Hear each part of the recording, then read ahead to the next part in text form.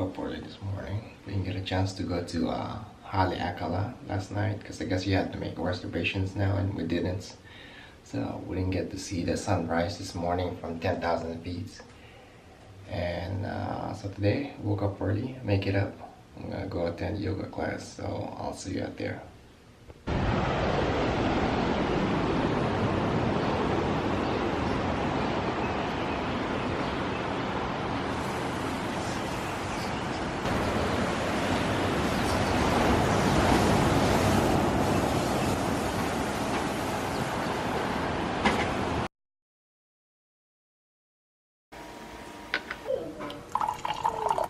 So I go walk on the beach, but as soon as I got down, it started raining.